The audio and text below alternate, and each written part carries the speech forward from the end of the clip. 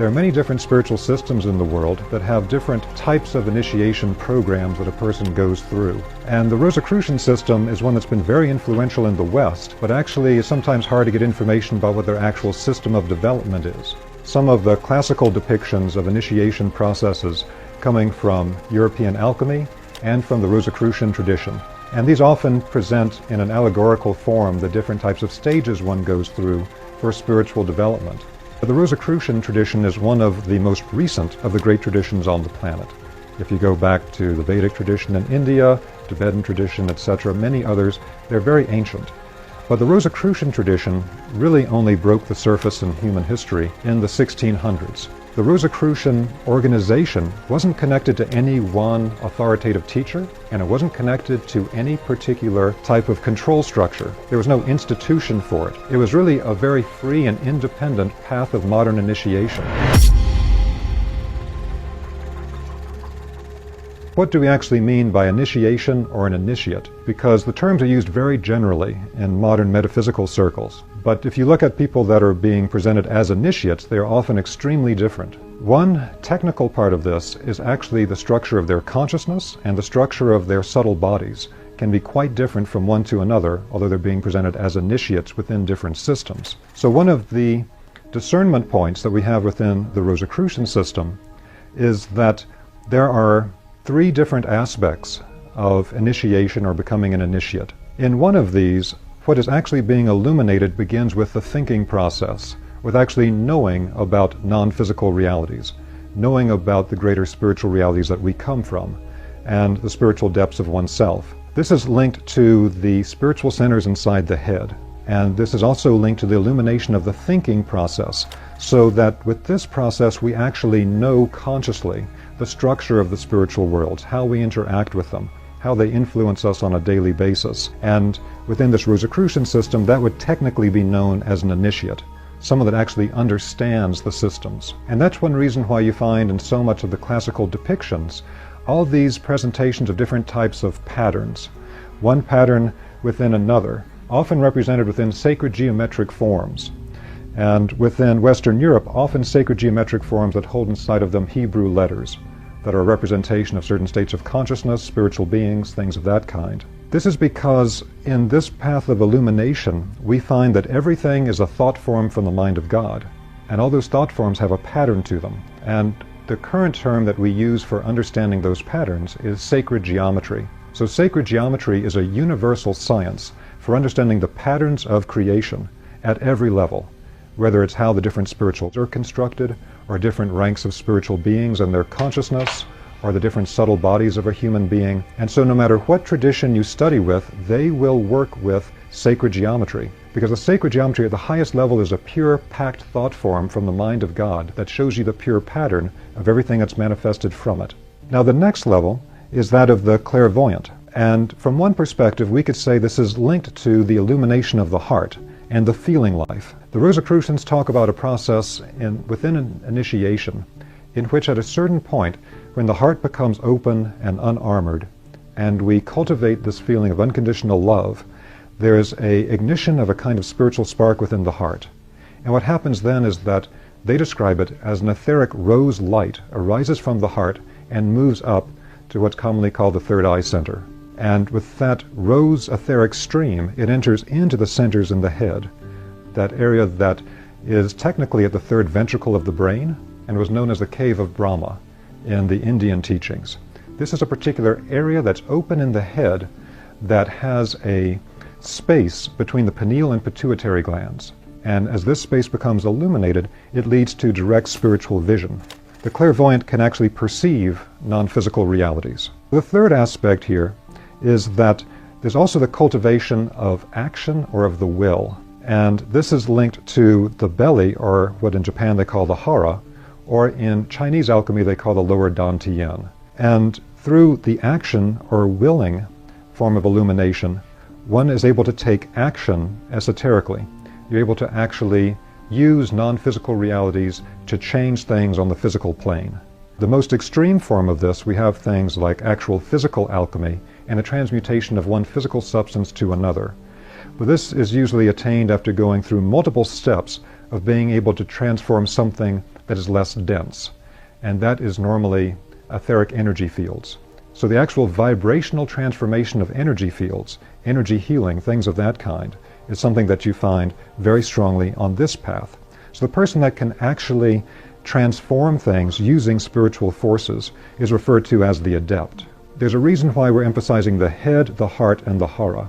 When you study classical spiritual text, you find that they divide up the aspects of the human being into different types of forces. So the actual consciousness of the human being is often referred to as the astral body, and it's related to what's often called the spiritual plane of the astral plane. Within the Rosicrucian work, you find at a certain point that the consciousness body of the human being has 3 centers that can be worked on and awakened. And those 3 centers are around the head, the heart, and the hara. And this is really a universal teaching. If you study with the Buddhist, they'll talk about the thought, speech, and action. If you study with Sufis, they'll talk about the head, the heart, and the hands. All these different traditions are working with the same concept. If you studied Chinese medicine or Chinese internal alchemy like Qigong, you'll know that they have the upper, middle, and lower Dantian.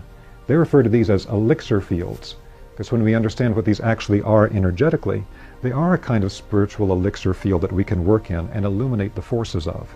Depending on where we focus on primarily, we can first begin to develop the capacity of understanding things in a conscious manner, the patterns behind them, become the initiate, or directly perceive spiritual realities, the clairvoyant, or directly manipulate the spiritual forces, hopefully for a good outcome, and that's the adept. This is really a path of direct connection to spirit by understanding spiritual processes. When we go through a process of initiation, initiation is really a process of becoming aware of who am I, why am I here, where do I come from, and how do I develop a process by which I can become more self-aware and accelerate my process of development. Along the path of initiation, as you begin to understand processes other people don't understand, there can be the temptation to use that knowledge to manipulate other people, or to manipulate all types of things. Let's say you understand psychology and somebody else doesn't. You can manipulate them with all types of things in neurolinguistic programming and things of that kind. What words do you use? What tonality do you use? How do you present the information? You can manipulate them all over the place. And so in Rosicrucianism, there's a very strong rule that all the powers and understandings gained on the path will be put to the service of other people. And so that's like the first rule in Rosicrucianism. Otherwise, as you develop the abilities, you will get that temptation of, well, I could get what I want right now because they don't understand this process, but I do. So initiation and inner alchemy. Alchemy has to do with the transformation of something from a base state to a higher state. But there's an important thing that's hidden in that, which is that the base state has to exist first. You're turning lead into gold, but there had to be the lead there first to create the gold. So this means that hidden within, all types of lower structures are the seed of its full fruition, very much like the classical illustration of the caterpillar and the butterfly. You don't know looking at the caterpillar that over time its entire structure has laid within it the ability to become a winged butterfly. But it's the exact same thing in the human being, which is why they depicted the higher spiritual bodies of the human being as always being with wings, traveling through the spiritual worlds. So we develop the physical body. We develop the body of life force. We develop our consciousness. And in the Rosicrucian work, there's very detailed descriptions of earlier stages of evolution. And it relates to things like Eastern teachings about the great Manvantaras, stages of planetary evolution, in which all these things were laid down at an earlier time. But then we come to the point of developing our self-awareness, the I am presence. And that's where we are today. Human beings have developed this, and now we're at this critical point of developing the I am self-awareness, which the Rosicrucians see as being the true message of Christianity. The Rosicrucians see the whole issue of Jesus and Christ being a particular human being of Yeshua ben Joseph, a rabbi who had developed to the point of being able to actually unify himself energetically and in consciousness with the being of the Christ. Now, who is the Christ? It's related to what I referred to before in the Zoroastrian tradition with the Ahura Mazda, the aura of the sun, and the classical tradition of the sun god. Because it was understood in the ancient traditions this was not something pagan, in the detrimental way we use that term sometimes today in the West, but rather this had to do with the whole way that God manifested in the world. And so if we look at our local system, the solar system, everything moves around the sun. And the sun is the inexhaustible source of life in the solar system. It is light and it is heat. Without that light and heat, we would have no life here. And it was understood that if you actually literally look into the energetic aura of the sun, there are spiritual beings of such a high nature that it would be very difficult for them to manifest into denser bodies. They need something of that level to match their own nature. And this is connected to certain of the spiritual hierarchies and to the Christ being. So when they tried to understand this whole mystery of what is the Christ in the early Christian centuries, there was a wonderful text written by one of the great early church fathers in Egypt, whose name was Origen. And Origen wrote a book called On First Principles. And in the book On First Principles, he gives a very simple and beautiful description of how can we understand what the Christ being is. The Christ being is nothing other than a being emanated from the Godhead that has all the qualities of the Godhead in a unified form, but reduced in scale to where human beings can directly interact with this being. Because it was understood originally that the Godhead is everything. The Godhead is literally everything everywhere. But you take those qualities and you create a being that has that at the macrocosmic level, and that was understood to be the Christ being. And then the human being was actually the microcosm of that emanated Godhead. We are the crown of creation, etc. And so what this means in the early Christian centuries is they understood the Christ as being of the exact same nature as the human being. The Christ is almost a kind of oversoul of all human beings at the macrocosmic level. We all connect to the Christ being. And one of the things that Rosicrucians lament is that this impulse came in from lower states of consciousness trying to understand the teachings in Christianity that then somehow made Christianity something that was a separate sect, separate from other sects, which was not the initial concept. The initial concept is that the Christ being is the actual higher consciousness aspect that is a living being at a higher macrocosmic level that every human being is connected to. It's not something for one particular set-aside group of people. Some might be more conscious of it than others, but from the perspective of a Rosicrucian, you can find people that are more deeply connected to Christ than someone that says they're Christian, who are Buddhist, Hindus, whatever. It has to do with their illumination of consciousness and what they're resonant with. And so it's a thing of this actual manifestation of the Godhead at a higher level that has all the qualities of the Godhead so we can interact with it, reduced in scale. This I am self-awareness is something that is related to the entire Christ mystery, building through the Jewish text and then into the esoteric Christian text. So again, the 7 I am sayings of the book of John are understood by the Rosicrucians not to be that you have to pledge some type of loyalty to Jesus Christ as a kind of master in order to not be tortured or to die forever, but rather it's a matter of the I am is the way and the light. The I am is the resurrection and the life. That it's that spark of the divine inside of us that's of the exact same nature as the Christ being. There is no separation between them. They're both emanation from the same ocean of fire. That's the consciousness of God. That's the essence of all of this.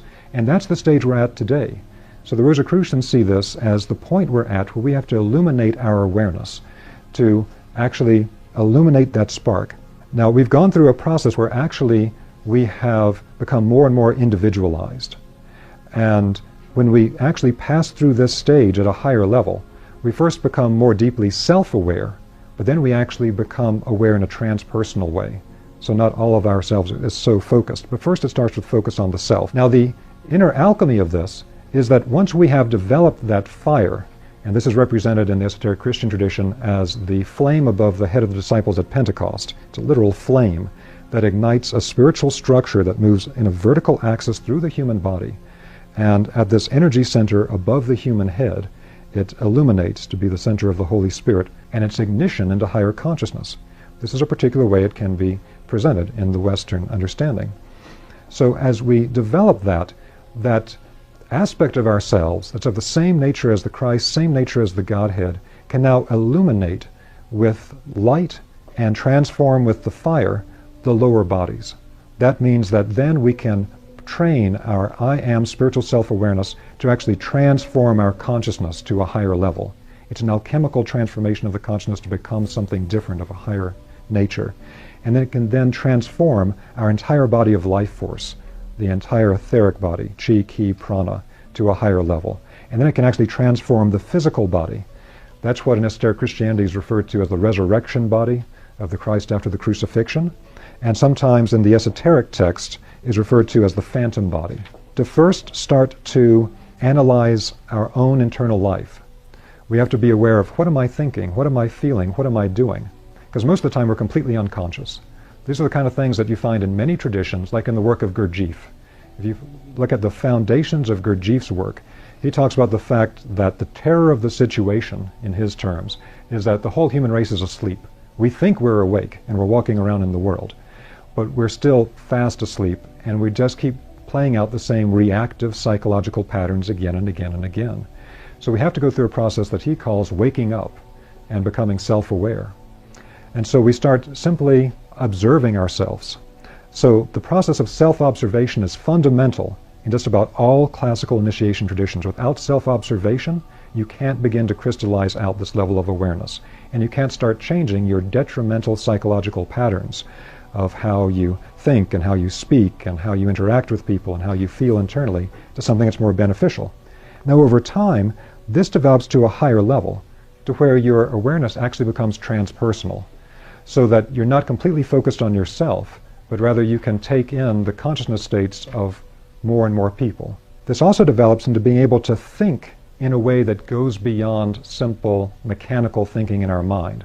It's what the Rosicrucians call sense-free thinking. It means that we can think in terms of pure archetypes. Our mind can now access the pure archetypes from the mind of God. And that's what sacred geometry was understood to be by the Greeks.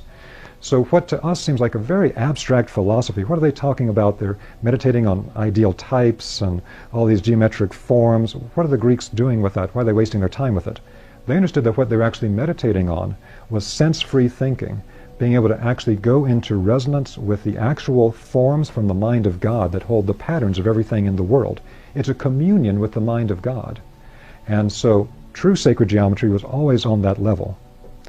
And this can also give rise to something called the new clairvoyance, because the whole path of clairvoyance has changed over time.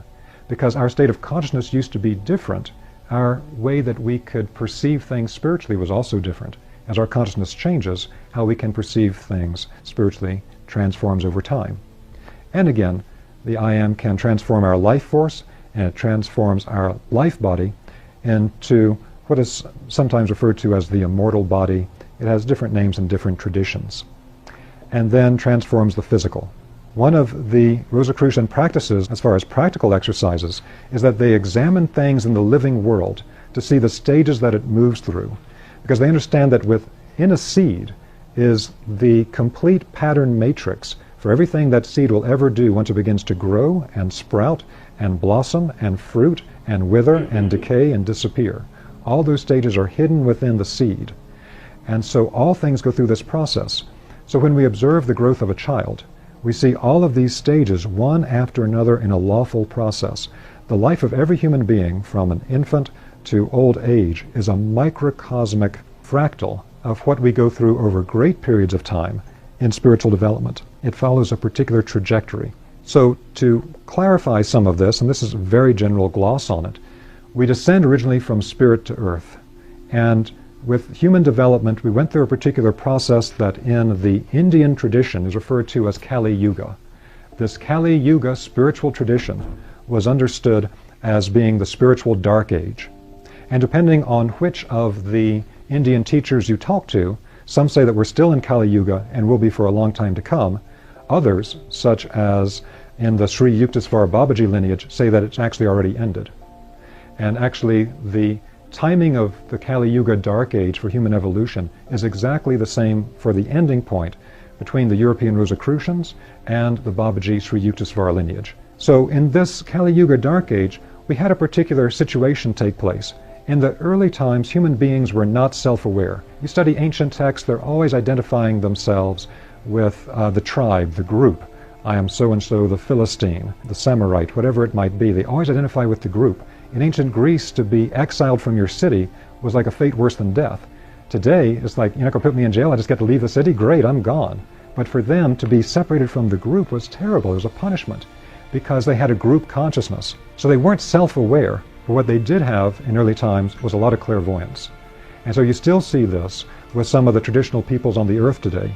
those traditional peoples preserve this type of native clairvoyance that can be quite strong. And the Rosicrucians see as actually as being related to the blood in a particular way. What happens over time is that as we become more self-aware, we're not fully self-aware, but we're moving toward it. We're becoming more individual in our self-awareness. This leads to what the great teachers in ancient India referred to as the Kali Yuga Dark Age, because literally the clairvoyance is going dark. The people in India are losing their clairvoyant faculties, and we can no longer directly see spirit. And so there's a kind of a panic that you can see in some of these old texts that leads to the teaching of, well, the physical world's an illusion. You're about to get stranded here. This is actually a place of suffering. So get off the cycle of karma and reincarnation, off the suffering, and just go back to the spiritual world, to nirvana permanently. But it was not understood the complete sequence of this, at least the way the Rosicrucians see it.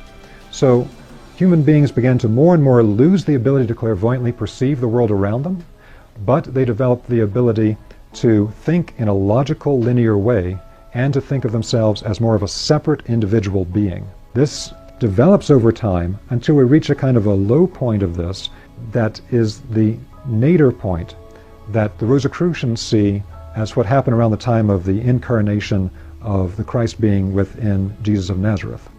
That is a human being attaining the state that creates the template for the rest of humanity to actually unite with the Christ being and develop that state of awareness. And so there's actually two different movements happening here simultaneously. There's an ascending movement and a descending movement. Our capacity for developing higher consciousness is going up at the same time as, in a way, we're contracting into more and more of an individual contracted state. So at the time that we become the most individual, the most separated, the difficulty of that is we lose perception of the spiritual world, and we lose a sense of connection to everything that is. The benefit of it is that it sharpens our self-awareness. It sharpens our ability to think and to be conscious in a particular way that could only happen this way.